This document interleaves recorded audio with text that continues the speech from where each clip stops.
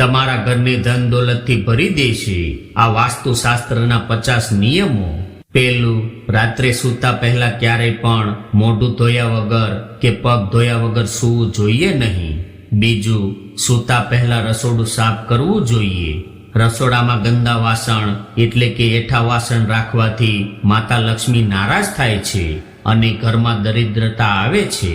ત્રીજું, સૂતા પહેલા નિયમિત રીતે ભગવાનનું ધ્યાન કરવું જોઈએ અને ડાબી બાજુ પડખું ફરવું જોઈએ.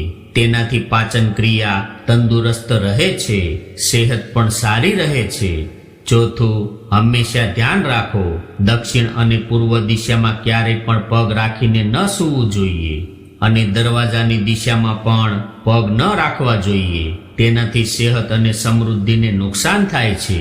પૂર્વ દિશા તરફ માથું રાખીને સૂવાથી જ્ઞાનમાં વધારો થાય છે. દક્ષિણ દિશા તરફ માથું રાખીને સૂવાથી શાંતિ અને સમૃદ્ધિ મળે છે. પાંચમું, તમારા રૂમમાં સૂતા પહેલા કપૂર સળગાવીને સૂવો. એમાં રહેલા તત્વો પોઝિટિવ એનર્જીનું સંચાર કરે છે. તેનાથી તમને માનસિક શાંતિ મળશે અને તમે તણાવ મુક્ત મહેસૂસ કરશો. છઠ્ઠું, મોઢું ઊંધું રાખીને બીજાની જગ્યાએ તૂટી ગયેલા ખાટલા ઉપર કે બેડ ઉપર સૂવાનું ટાળવું જોઈએ. તેનાથી નકારાત્મકતા આવે છે. સાતમું, સૂતા પહેલા કોઈ પણ નકારાત્મક બાબતો વિશે વિચારશો નહીં, કારણ કે સૂતા પહેલા 10 મિનિટનો સમય ખૂબ જ સંવેદનશીલ હોય છે અને જાગ્યા પછી ઓછામાં ઓછી 15 મિનિટનો સમય પણ ખૂબ જ સંવેદનશીલ હોય છે. આ દરમિયાન તમે જે પણ વિચારો છો તે વાસ્તવિક રૂપમાં થવા લાગે છે. આઠમું, સૂવા માટે પથારી મુલાયમ અને આરામદાયક હોવી જોઈએ. ચાદર અને ઓશિકાનો રંગ પણ એવો હોવો જોઈએ જે આપણી આંખોને અને મનને શાંતિ આપે. નવમું, રાત્રે ભોજન સૂવાના 2 કલાક પહેલા કરી લેવું જોઈએ અને કોશિશ કરો કે રાત્રિનું ભોજન સાદું અને હળવું હોય. તે પછી વજ્રાસનમાં બેસીને પ્રાણાયામ કરવું અને છેલ્લે સૌ આસન કરીને સૂવું જોઈએ. 10મું, જે વ્યક્તિ સવારે જાગીને પોતાની પથારીને સાફ નથી કરતા તેમને પોતાના જીવનમાં ધનના અભાવનો સામનો કરવો પડે છે. 11મું, વિજ્ઞાન અનુસાર ચેત સૂવાથી કરોડરજ્જુને નુકસાન થાય છે, જ્યારે ઊંધું સૂવાથી આંખોને નુકસાન પહોંચે છે. એટલા માટે શક્ય હોય તો સીધું સૂવું જોઈએ. 12મું, ઘરના વડીલનો કોઈ પણ ફોટો ક્યારેય પણ પૂજા રૂમમાં ન રાખવો જોઈએ. તેમનો ફોટો તમે દક્ષિણ દિશામાં લગાવો.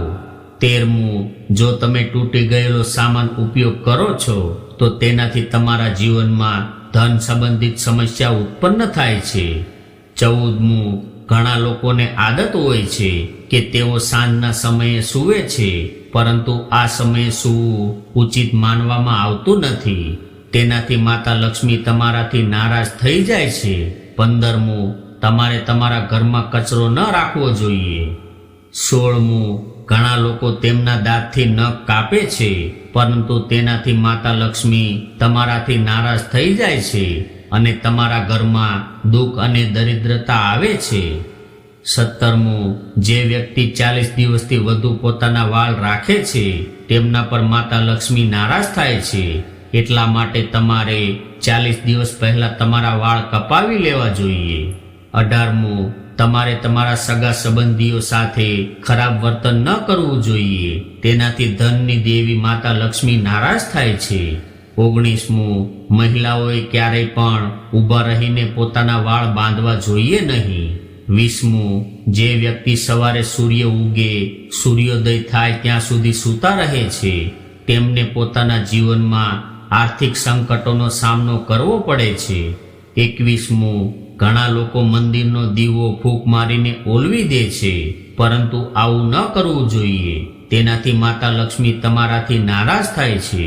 22મું, હાથ ધોયા વગર ક્યારેય ભોજન ન કરવું જોઈએ. 23મું, ભોજન કરતા પહેલા ભગવાનનો આભાર જરૂર માનવો જોઈએ, જેના કારણે તમારા ઘરમાં ક્યારેય ધન અને ધાન્યની કમી નહીં થાય અને માતા લક્ષ્મી ઘરમાં વાસ કરે છે. 24મું, તમારા ઘરમાં કરોળિયાના જાળા થોડા દિવસે સાફ કરવા જોઈએ, ઘરમાં જાળા હોવાથી માતા લક્ષ્મી નારાજ થાય છે. 25મું, રાતના સમયે પીવાનું પાણી ખુલ્લું ન રાખવું જોઈએ. 26મું, રાતના સમયે ભૂલથી પણ પોતાના ઘરમાં સાવરણીથી વાળવું જોઈએ નહીં. તેનાથી માતા લક્ષ્મી તમારું ઘર છોડીને ચાલ્યા જાય છે. 27મું, તમારા ઘરમાં બૂટ કે ચંપલ ગમે ત્યાં વેરવિખેર કે ઊંધા ચત્તા ન રાખવા જોઈએ. 28મું, જો તમે સ્નાન કર્યા વગર ભોજન કરો છો તો તેનાથી માતા લક્ષ્મી તમારાથી નારાજ થાય છે. 29મું, ઘણા લોકોને જ્યાં ત્યાં થૂકવાની આદત હોય છે, પરંતુ આદતના કારણે તમારે ધનના અભાવનો સામનો કરવો પડે છે. 30મું, ખાવાનું પીરસતી વખતે થાળીને એક હાથે ન પકડવી જોઈએ.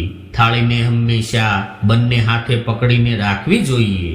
31મું, ઘરના તમામ અરીસા ઉત્તર અથવા તો પૂર્વ દિશાની દિવાલ ઉપર જ હોવા જોઈએ. દક્ષિણ અને પશ્ચિમ દિશાની દિવાલ ઉપર અરીસો ન લગાવવો જોઈએ. 32મું, ખાવાનું ખાતા સમયે ભોજનની થાળીને ક્યારેય પણ જમીન ઉપર ન રાખવી જોઈએ. પોતે પણ સીધા જમીન ઉપર બેસીને ભોજન ગ્રહણ ન કરવું જોઈએ. ભોજન કરતી વખતે આસન પાથરીને બેસવું જોઈએ, તેમજ થાળીને પાટલી ઉપર રાખીને ભોજન ગ્રહણ કરવું જોઈએ. 33મું, બિસ્તર પર બેસીને ક્યારેય પણ ભોજન ન કરવું જોઈએ.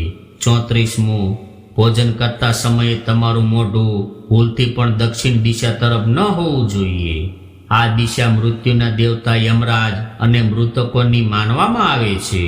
35મું, ખુરશી પર બેસીને પગ હલાવીને ભોજન કરવું અશુભ માનવામાં આવે છે, તેમજ થાળીને હાથમાં પકડીને પણ ન ખાવું જોઈએ. 36મું, ડાઇનિંગ ટેબલ ક્યારેય ખાલી ન રાખવું જોઈએ. ડાઇનિંગ ટેબલ ઉપર હંમેશા ખાવાની વસ્તુ રાખવાથી બરકત આવે છે. 37મું, તમે જમતી વખતે કોઈ બીજા સાથે એક જ થાળીમાં ખાવાનું ખાઈ શકો છો, પરંતુ કોઈ વ્યક્તિએ પહેલેથી જ ભોજન કરી લીધું હોય તો તેની એઠી થાળીમાં ક્યારેય ભોજન ન કરવું જોઈએ.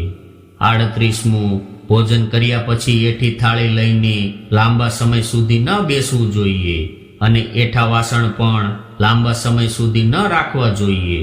39મું, ભોજન કર્યા પછી ક્યારેય પણ થાળીમાં હાથ ન ધોવા જોઈએ. 40મું, રાતના સમયે રસોડામાં ક્યારેય પણ એઠા વાસણ ન રાખવા જોઈએ. જો તમે કોઈ કારણોસર રાતે એઠા વાસણ નથી ધોઈ શકતા તો તેને રસોડામાં ન રાખો, બહાર રાખવા જોઈએ. 41મું, રસોડામાં ફ્રીજ, મિક્સર અને ભારે સામાન દક્ષિણ અને પશ્ચિમ દિશાની દિવાલને અડાડીને રાખવો જોઈએ. 42મું, જો તમે તમારા ઘરમાં ડાઇનિંગ ટેબલ રાખવા માંગો છો તો કોશિશ કરો કે તે ગોળ ન હોવું જોઈએ. 43મું, ક્યારેય પણ લાંબા સમયથી ખાલી પડેલા અંધારું હોય તે ઘરમાં અથવા તો સુનસાન જગ્યા ઉપર સૂવું જોઈએ નહીં. 34મું, ઘરમાં તૂટેલી વસ્તુઓ, ખાસ કરીને તૂટી ગયેલો કાચ અને ખરાબ થઈ ગયેલો ઇલેક્ટ્રિકનો સામાન બિલકુલ ન રાખવો જોઈએ. 45મું, સાંજના સમયે ક્યારેય પણ કોઈને દૂધ, દહીં કે મીઠું દાનમાં ન દેવું જોઈએ. આ આર્થિક સ્થિતિ માટે ખૂબ જ હાનિકારક હોય છે. 46મું, બિસ્તર ઉપર ક્યારેય પણ ગંદા હાથ પગે ન સૂવું જોઈએ. 47મું, વાસ્તુશાસ્ત્ર અનુસાર ઘરમાં કોઈ પણ પ્રકારના વાસ્તુ દોષ દૂર કરવા માટે ઘરની છત ઉપર ઉત્તર પૂર્વ દિશામાં 5 તુલસીના છોડ લગાવવા જોઈએ. જો આ કરવામાં તમને કોઈ સમસ્યા આવી રહી હોય તો ઓછામાં ઓછો 1 તુલસીનો છોડ આ દિશામાં જરૂર લગાવો. તેનાથી ઘરમાં આવતો નકારાત્મક પ્રભાવ ઓછો થાય છે. તો મિત્રો, તમને આ વિડીયો પસંદ આવ્યો હોય તો વિડીયોને લાઈક, શેર અને નવા હોય તો અમારી ચેનલને સબસ્ક્રાઇબ કરીને અમને પ્રોત્સાહિત કરવાનું ભૂલતા નહીં.